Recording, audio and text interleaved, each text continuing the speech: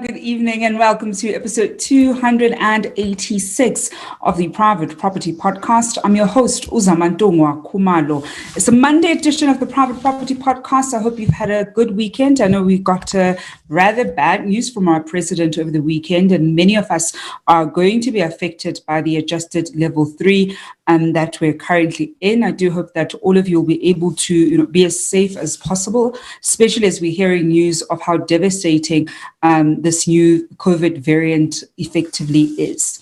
Well, to kickstart our show this evening, we are, of course, going to be bringing you a daily dose of all things relating to property every single weekday at 7 p.m. So if you're joining us for the first time, well, you've been missing out on some great episodes. So do make sure that you go to our Facebook or our YouTube page to catch up on all the great content that you have already missed. And to our regular viewers at home, welcome back. You know how we do it. Every single weekday, you and I have an appointment at 7 p.m. where we always tackle a hot property topic with expert guests who help us navigate our property journey. Doesn't matter where in the property value chain you're at, that certainly is the only daily talk show that you can look forward to when it comes to your property journey. And talking about your property journey, shows that can help you on your property journey, of course, have a whole host of other shows across Private Property's social media platforms that can also help you on your property journey. Every Mondays and Fridays, Chad brings you the Home Shoppers Show, where he gives us a good glimpse of some of the great properties that you can find on www.privateproperty.co.za. And every Tuesdays and Thursdays, award-winning farmer Umbali Nwoko brings you the Farming Podcast, which is always in conversation with people within the agricultural landscape. And they help us understand how we get our food. And if you're in that space or want to explore going into agriculture, then that certainly is the show that you can tune into. And every Wednesdays, Esty Claassen speaks to former first-time home buyers. And I say former because they've already walked that path and have certainly gone on to grow their property portfolio from strength to strength. So if you want to get a sense of how they did it, then that is the show for you to watch. And of course, we always come to your screens every weekdays at 7 p.m. where we tackle issues, whether you're a property buyer, you're looking to sell, you're a tenant or a landlord, we certainly do cover it all. And to kickstart this week's certainly rendition of property, I'm joined this evening by Grant Smear, who's the CEO of Only Realty Property Group, and we're looking at residential developments and the potential for urban renewal. We're seeing quite a lot of different, residential projects, not just in Gauteng, but certainly across the country. And I tend to speak predominantly around the Gauteng region because I'm based aside and I keep track of what's happening in the province. But we obviously see this all across the country. And I want to get a better sense of what this means for urban renewal, how you can potentially get involved if you have an interest in wanting to get involved, and where the property landscape is going when it comes to residential developments. Grant, good evening, and thank you so much for joining us. Hi, Nizama. Thanks for having me.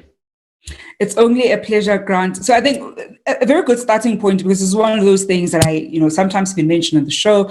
I certainly tweet about it on social media. We are seeing a lot of residential, developments all across the country. As I say, I have a bias towards Gauteng because I'm based this side, to the point where there's a sense that we're just overbuilding, right? And as much as one could argue, urban areas do need residential, buildings or developments, just because of the nature of how a lot of people migrate to urban spaces because of work.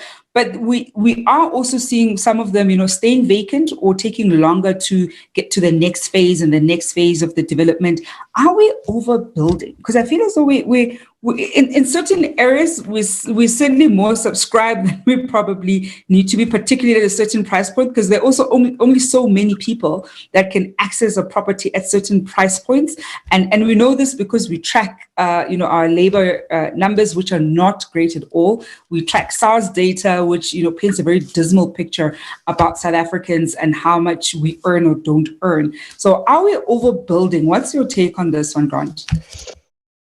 So yeah, it's a great explanation. In terms of the short term and from an individual investor point of view, there's certainly overbuilding and oversupply to the market. So that's definitive. You look at the Joburg North areas, you look at the West Rand, parts of the East Rand, in Gauteng, you head up into Pretoria and sort of around the Menlyn space, and then into the Western Cape. If you look up Paarl, Somerset West, and then the Western Seaboard, we see this huge amount of development, very, very similar stuff. And we're talking the Baldwin developers, and then all the developers that follow those guys are developing mid-tier property, which is oversupplying the market in the short term. But I think what we need to take note of is the developers have taken a much longer term view in terms of their construction. Firstly, they need to carry on building. They are developers after all. But when they are putting these complexes in, these 1,000, 2,000 units at a time, they have taken a much longer term view of the market. And they've got a lot more money, and they've got a lot more money invested in the research than we do. So you have to trust that these guys, particularly guys like Baldwin, are building for current and future demand. I mean, you need to take that into consideration when you are making an investment decision. Grant, when you say that a lot of these developers have put in money towards research, the kind of money that obviously no ordinary people, even ordinary investors, typically wouldn't have, I thought of a lecture, a class that I took for part of school. There was a real estate market analysis, course, and the lecturer literally saying he's literally international, has done work and taught in South Africa and in other markets abroad, and even he was saying, look, the pace at which we are building, if anything, probably indicates how, with some developers, a lot of market analysis has not been adequately done. And we were slowly seeing it, and he said this comment nearly, 18 months plus ago. And already then we were seeing a lot of developers, for example, trying to entice first-time home buyers in terms of, giving you free levies for, 12 months or a certain period. We're certainly seeing even more of that now during COVID. And I wonder, Grant, how much of certainly the research, because let's give it to them that they do actually do the research, and it's good quality research, because I think I could probably probe the quality of their research. Let's argue that, yes, they've done the research that justifies them building, because as you were saying, they are developers after all. There's a part of me that then questions the various price points that we're finding. And I like that you pointed out Joburg North, for example, where we're finding quite a lot of properties typically starting at 650 plus, and 650 is even me being slightly prudent, to be quite honest, because it's slightly higher than that. And when you look at the number of people who are able to afford that as a starting price point, is actually quite low. So there's a part of me that wonders whether there's an appetite for developers, or certainly from a developer's perspective, of pricing new development, new residential developments at a slightly better rate, especially just considering, where people are typically earning. Perhaps if you can shed a bit of light with that one, because I think we're not seeing enough. We're not seeing enough developments that are actually geared towards slightly LSM, where you're more either budget or really you probably like an LSM 4, maybe even 5. I find we're not actually finding a lot where one applicant can, properly afford that property. If anything, they're almost banking on you applying with your partner, which obviously isn't always ideal. Sometimes perhaps you just want to buy a property by yourself instead of needing somebody else to get that home loan with. Yeah, so look, I don't think that's a uniquely South African problem in terms of having to apply for your first home as a couple. I think that's the assumption that's built into most property developments worldwide. I mean, living in the UK, I could see in the UK people could only apply and buy their homes in a partnership or with their spouse. So I don't think it's unique to South Africa that the entry level is slightly away from an individual that's just starting out. I think the problem we have at the moment, and where we're seeing a big division in terms of our opinion around home buyers and then the properties that developers are selling, is this massive bias towards the marketing properties towards investors, which immediately shows that they're assuming that the people that need to invest in properties need to be wealthier people, middle class, upper middle class. I'm not going to know the LSM numbers, but upper middle class people that are higher earners that can buy second, third properties from an investment point of view. I do have an issue with it, a big issue, because what I think is it's a very short-term marketing strategy to sell property, but that doesn't give the complexes where they're selling a very good long-term view, because traditionally properties that are tenants or complexes that carry majority tenancies are those complexes that traditionally struggle from a value point of view in the future. And I think that's probably one of the things that developers may not think about, because as you're saying, they're in the business of developing, they'll get that investor buyer or those investor buyers, they'll buy in, and then you find complexes that end up being sort of majority, tenant instead of owner tenant, a really good owner tenant mix. So then when we look at the potential for a lot of these residential developments for urban renewal, I think firstly, before even making assumption, because I also have my own perception about how we perceive urban renewal and where we should certainly be going, even from a country perspective when it comes to urban renewal. I think in certain aspects, and I follow up a lot with what different departments from sort of national, provincial to city have to say, and what they do and do not do when it comes to urban renewal projects. And there was a time when that word was kind of the buzzword, even within certain government speeches, urban renewal projects, and when something is built or even a park is opened, we're talking about it being part of a bigger urban renewal project. When we talk about urban renewal, what exactly are we making reference to? Yeah, so it's traditionally taking areas that have undergone decay over a period of neglect. Also, people moving out of an area because of, for example, crime, because of lack of infrastructure or issues around infrastructure, logistical issues, transport, and then moving into areas that are better zoning. So the biggest and best example is people moving out of Joburg CBD and moving to Sandton, big commercial business. That's the biggest variation that we can use, but it happens in much smaller pockets. Urban renewal was used in the Maboneng district in Joburg as a big investment opportunity there, and we know where that ended up. And the problem with urban renewal being used as a buzzword is that it gets used to sort of paint a small contractor's lick of paint over a glaring and big problem, and people buy into the new shiny look without actually scratching through the surface of what the urban renewal is actually doing in an area. So Maboneng was a great example of something where we got super excited, a lot of money, and then it collapsed off the back of very poor sort of fundamentals around property. So yeah, so urban renewal is just literally hopefully renewing and energizing an area that has undergone decay for years, if not decades. We're not even going to talk about Maboneng because I think that's a can of worms for probably another day. One thing I will say, I remember when I'll say that Maboneng was sort of being marketed in the early days, a part of me was like, this is not going to succeed ultimately. And it was for a variety of reasons that, unfortunately, many years later, we kind of saw it come to fruition.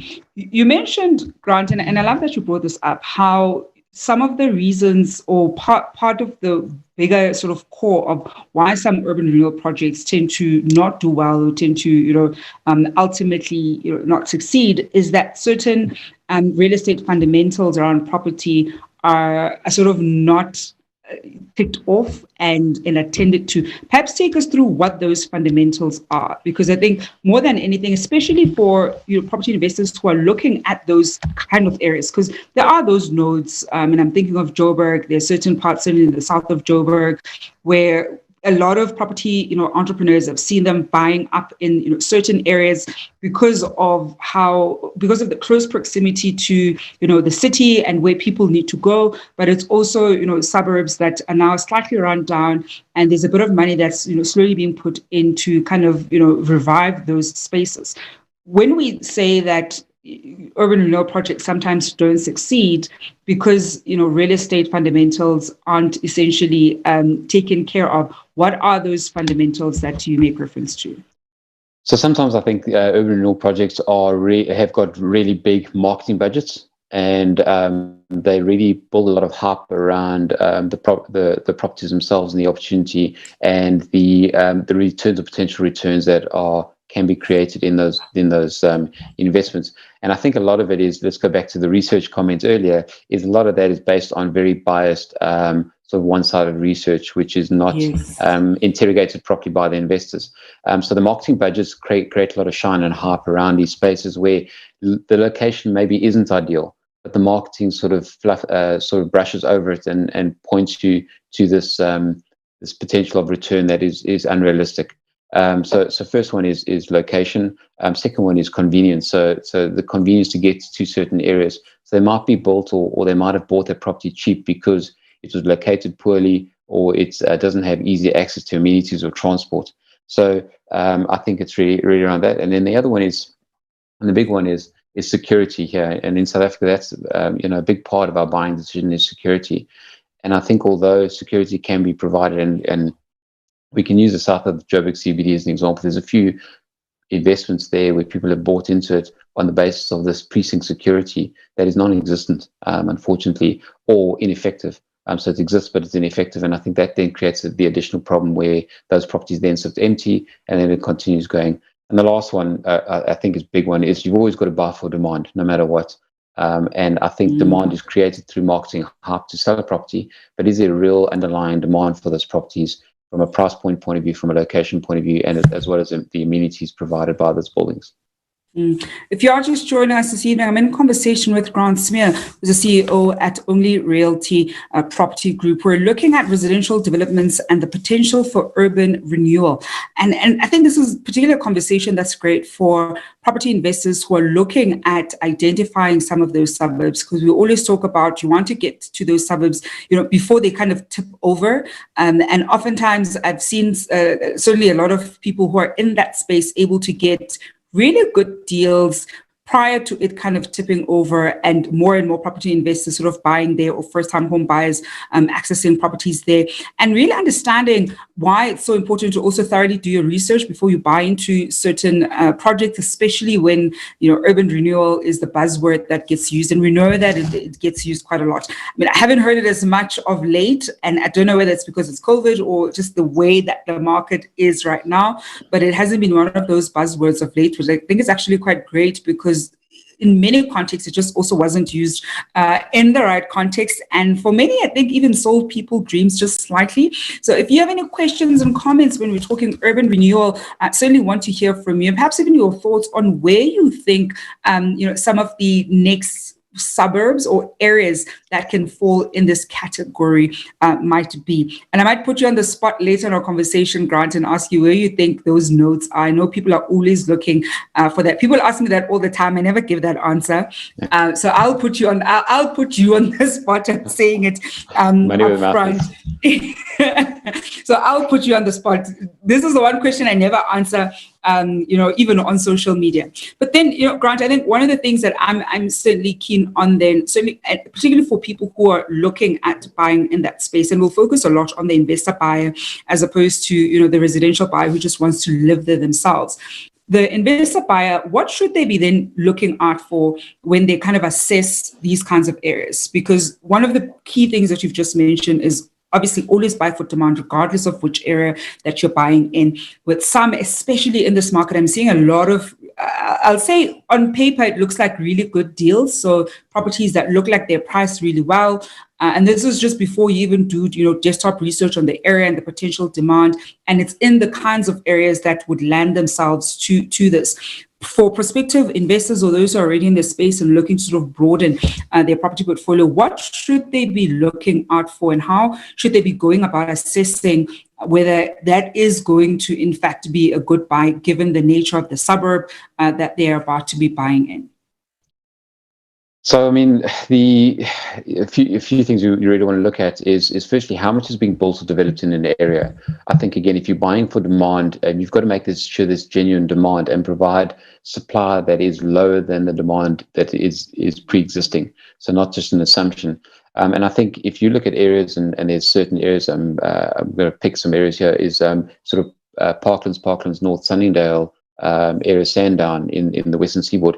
There's a huge amount of development there, which is quite exciting for a lot of people. The problem you have in the 1-bed and 2-bed flat space is that there's so much being developed that there's a lot of vacancies at the moment. And remembering that the most important or the biggest cost to any property investor is a vacant property. So you can't really afford to sit with your property empty or even sit at a 30% vacancy rate, because two things: your property sits empty, and secondly, it puts downward pressure on your rental. So you don't achieve the rental that you necessarily wanted to, because you're competing against so many other landlords.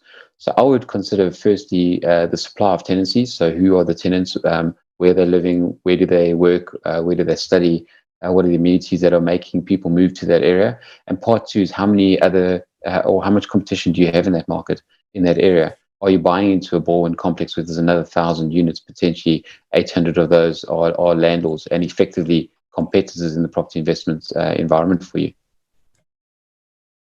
And then, Grant, when we then look at the resident buyer, right? So you're looking to buy yourself, your own property, or perhaps even move your family there. What should we be looking out for? And I ask this because sometimes you search for different properties. You obviously go to privateproperty.co.za. You put in your specs. You want a 2-bed or a 3-bed, and you even do the sort it out from low to highest. And all the low ones are, let's say, in these particular areas, like the ones that you've mentioned. How can we almost best assess that we are betting essentially on the right neighborhood, especially given that you're a first-time home buyer? You're not looking to buy because you're a property investor. You're buying to live, and you obviously don't want to buy in an area where the area is going to, I almost want to say, continue deteriorating, or it might look decent for a year or two, and then it kind of goes under. How can we almost assess whether that is the right property for us to buy to live, especially because you're going to sign up for that 20-year commitment, and you don't want to regret it 8 months living into the place and just seeing that area deteriorating? So I think I've said this in one of our other chats before, is the first thing you have to do as a home buyer is, unfortunately, remove the emotion. If you make an emotional decision, you're going to overpay or buy something that doesn't necessarily 100% meet your needs for the long term, remembering that any property purchase is anything between a 5 to 20-year commitment that you're making. So it is quite a big commitment. And it's really strange to me that some people take a lot longer to choose a property that they're going to live in for 20 years than choosing somebody they're going to marry. And so it's just one of those things we take a lot longer to make the decision. So what you really need to start looking at is firstly security in the area, investment in the area. So is the local council municipality investing into existing infrastructure? Are developers, other developers developing in the area? Are people investing in the area? And retailers are a big one to look at. So which retailers, and talking blue chip retailers, are coming into that existing area and investing their money into spaces. So if you start seeing that happening, then you have much more sort of comfort that those areas are going to be successful. You can enter an area very first, so you can be the first to market, but you've got to realize that's high risk, high rewards. You could lose big, but you could also gain big if you were sort of not as risk averse. But wait for people to invest, wait for people to invest their money, and make sure that it's sustainable. And then I would go into that market. One of the things that you've just mentioned, Grant, and is how one of the things that you need to be assessing is whether, for example, blue chip companies are going into that particular area, and often that's one of the the levers that we use to determine whether you should be buying into a place. If business, essentially big business, does enter into that space and set up some of their commercial offices, because that where particularly a lot of the professional services, once they've set up their headquarters there, they're unlikely going to be exiting, in a 3-year period, for example. And I think in many ways that's probably one of the, it's not even probably, that's one of the issues, I guess, that, or challenges that the Maboneng project had, was that in that particular sort of, precinct, you didn't quite have that. And as much as, you had an ABSA, it was slightly too far, and other, an Anglo also just slightly too far, but that precinct itself didn't have any blue chip companies. And they really did try to bring in as much sort of different kinds of business to keep the space alive. But when we then look at that, I think, and I'll throw this one at you because I know that you've done the commercial aspect as well. What brings big business to certain areas, particularly those who decide to move? Because we've seen Anglo now moving to Rosebank. We certainly saw Standard Bank moving from Simmons Street to Rosebank. They still have the Simmons Street office, but they've made their headquarters in Rosebank. What drives big business to move to certain areas? Because we saw a lot of those businesses moving to your Sandton region, for example, and setting up headquarters in Sandton over the past decade, if not slightly more. Because I think that would probably be a really great sweet spot for people to also just get an understanding of what the driver is for big business to move into certain areas and stay there. Because more often than not, they're not going to be only there for a 5-year period. It's typically longer than a 5-year period. So what moves business to certain areas, and then what makes them stay there? Yeah, so I think one of the big things at the moment is costs. I used to be working in the investment banks, and we were always looking at costs on a permanent basis. There was always a cost-saving initiative or cost-saving project or something. So I think one of the things is let's use Rosebank as an example. Rosebank's become quite an exciting space from an amenity point of view, from an investment point of view, from a transport point of view with Gautrain coming through. So it became a really attractive space, and it was one of those areas that did struggled a little bit off the back of Sandton's sort of rise to the top. But now it became exciting because obviously rentals were a bit lower. People they can invest into the properties and move their entire business from, for example, Sandton to Rosebank for a lot cheaper. And there's existing infrastructure there. So I think that's one of the things that the big business are looking at. And secondly is, again, convenience and convenience to the existing infrastructure. Technology is a big one as well. So what existing technology infrastructure is there, and last one is security. So making sure that there's security for the employees in a big way. Mm-hmm. And then what has them stay? Because we're certainly seeing a lot of and I think. And I think now the interesting thing that we're observing, especially as you mentioned, how one of the big drivers is cost cutting, is with a lot of the big businesses also looking at, increasingly having a certain percentage of their workforce working from home, even at a permanent basis. So as much as they're not going to let go of the office space in its entirety, but trying to work with a hybrid model going forward, and a hybrid model that won't necessitate them having, the big spaces in some of the businesses that they're going to, or where they've set up business. What then becomes a driver that has them stay for a relatively extended period of time? Yeah.